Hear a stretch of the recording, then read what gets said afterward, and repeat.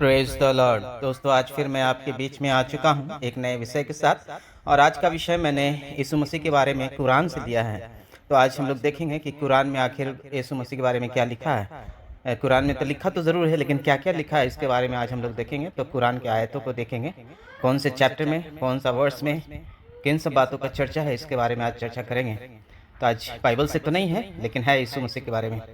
तो इसके लिए मैंने पहले लिया है कुरान का चैप्टर 2 यानी सूरा 2, उसको अल बकर कहते हैं। सूरा अल बकर 2 अध्याय का 253 आयत।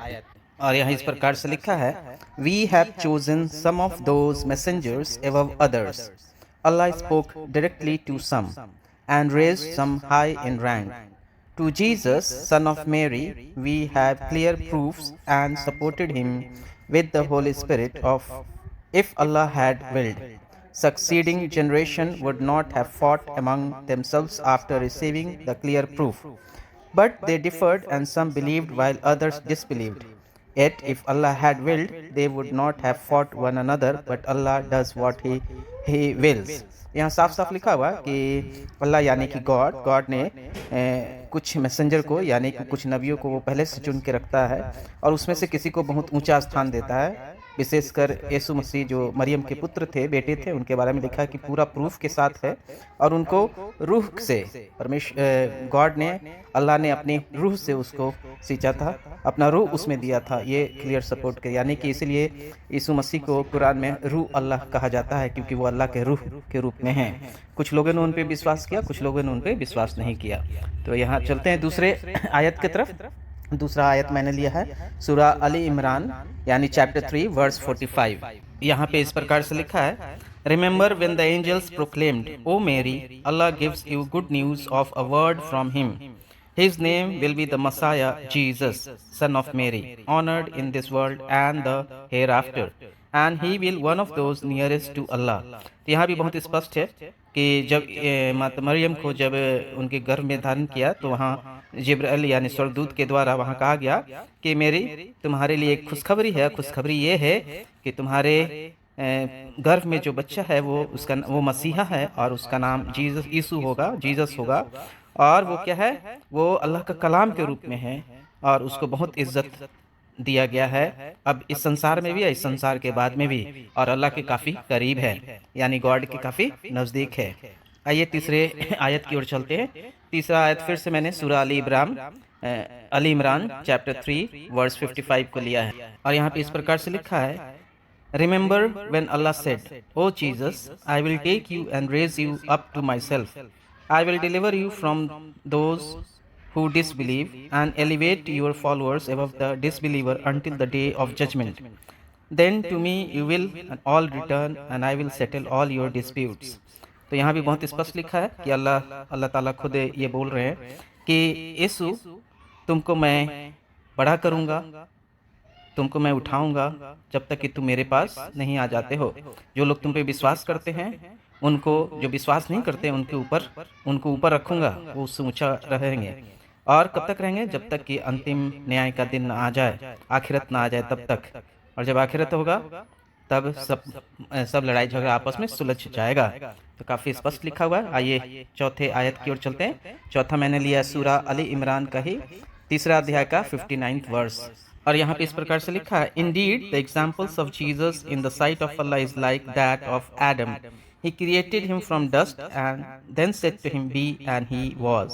यहाँ भी दिया साफ साफ कि यीशु मसीह के बारे में बिल्कुल वैसा ही है जैसे आदम के बारे में अल्लाह ने यानी गॉड ने कहा कि उसको मिट्टी से बनाया और कहा कि तुम जीवित हो जाओ, और वो जीवित हो गया। तो बहुत कुरान स्पष्ट है कि यीशु मसीह का तुलना वो पहला व्यक्ति जिसको रचे थे उसके तौर पे करते हैं। आइए चौथा हो गया पते। पांचवा आयत मैंने लिया सूरा सूरा अन्निसा से उसका चौथा अध्याय का 159 वर्स। और यहाँ पे इस प्रकार से लिखा है, every one of the people of the book will definitely believe in him before his death, and on the day of judgement Jesus will be as a witness against them. साफ साफ लिखा है कि हर एक मनुष्य यीशु मसीह की मृत्यु से पहले उन पर विश्वास करेगी कि वो खुदा की तरफ से आया हुआ एक उत्तम व्यक्ति था, एक काफ़ी नज़दीक, खुदा के काफ़ी नज़दीक रहने वाला व्यक्ति था और न्याय के दिन में उसके लिए यीशु जो होंगे वो गवाह ठहरेंगे खुदा के पास। आइए पाँचवा हो गया, छठे आयत की तरफ चलते हैं। छठा आयत मैंने लिया सूरा अल मायदा से, 5वां चैप्टर, कुरान का 5वां चैप्टर 46 वर्स। और यहाँ पे इस प्रकार से लिखा है, Then in the footstep of the prophet we sent Jesus, son of Mary, confirming the Torah revealed before him, and we gave him the gospel containing guidance and light and confirming what was revealed in the Torah, a guide and a lesson to God fearing। तो वहाँ साफ साफ लिखा है कि यीशु का जन्म इसलिए हुआ था ताकि वो जो तोरा जो था, पुराना नियम जो है बाइबल का, उसके अनुसार जिसको आना था मसीहा के रूप में वो आया, जो मरियम का बेटा था, और उसको भी एक किताब दिया गया जिसको गॉस्पल कहा जाता है, जो कि नया नियम है बाइबल का। और वो ये बात को कंफर्म करता है, पुष्टि करता है कि जो तोरा में लिखा हुआ है उसी को पुष्टि करने के लिए यीशु का जन्म हुआ, और एक गाइड है ताकि जो लोग परमेश्वर से भय करते हैं उन पे विश्वास करें। आइए वचन छठा हो गया, 7वां और आखिरी आयत की ओर चलते हैं। आखिरी मैंने लिया सूरा अल मायदा का 5 यानी कि चैप्टर 5 वर्स 110।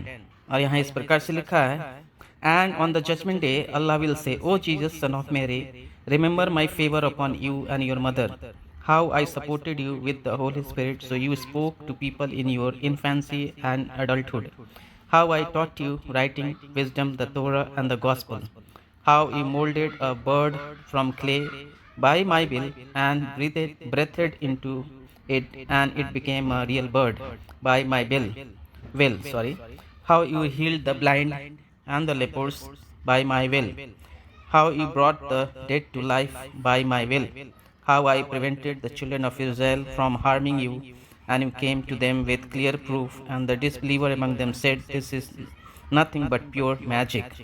तो बहुत स्पष्ट है यहाँ भी अल्लाह जो है यानी खुदा जो है वो साफ साफ गॉड कह रहे हैं कि न्याय का दिन जब आएगा तो यीशु सामने खड़ा होगा, और खुदा कह रहा है कि देखो यीशु, तुम याद करो कि मैंने कैसे तुम पे रहमत की है, मैंने कैसे तुमको सपोर्ट किया है, फेवर किया है, कि तुम को अपना रूह देकर, और तुम जब बच्चे में थे, जब तुम पालना में थे, तभी तुमने बातचीत किया, बड़े हुए तो भी लोगों से बातचीत किया, और किस प्रकार तुमको इतना सामर्थ्य दिए कि तुम एक मिट्टी का बर्ड बनाते हो और उसमें सांस फूंकते हो और वो जीवित प्राणी जीवन पा जाता है। ठीक वैसे ही जैसे एडम को मिट्टी से बनाया गया, उसमें सांस फूंक के जब खुदा ने सांस फूंका तो वो जीवित हो गया, उसी प्रकार यीशु ने भी एक मिट्टी का बर्ड को बनाया, उसमें फूंका और वो जीवित बर्ड हो गया, जिंदा बर्ड बन गया, पक्षी बन गया। ये सब बात याद दिला रहे हैं कि देखो, और अंत में न्याय होगा और किस तरह से हमने तुमको बचाया है। तो बहुत स्पष्ट से यीशु के बारे में बहुत सारी बातें, ये तो मैंने सिर्फ 7 ऐसे बहुत सारे आयत है कुरान में जो यीशु मसीह के बारे में बताते हैं। तो दोस्तों, मैं आशा करता हूँ कि आपको वीडियो अच्छा लगा होगा। वीडियो अच्छा लगा होगा तो लाइक कीजिएगा, सब्सक्राइब कीजिएगा, कमेंट कीजिएगा। दोस्तों, आज यही समाप्त करते हैं। आप सबको बहुत बहुत धन्यवाद वीडियो देखने के लिए। Thanks for watching. God bless you all.